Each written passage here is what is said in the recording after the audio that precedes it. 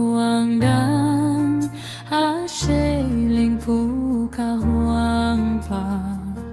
nang halong pa Krista siya yang anu me pu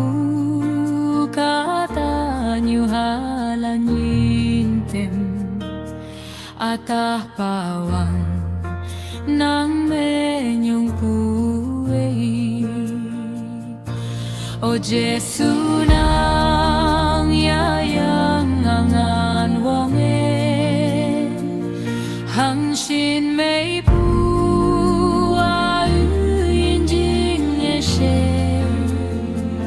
shang hei pong pu en tu la na she me pu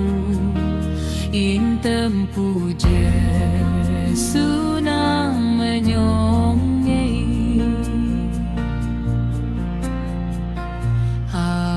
pe o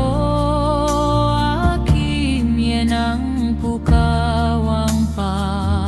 ayina nang te pene pana hepak pe me nang te ame kamlake o Jesu nang menyong puhem lok O Jesu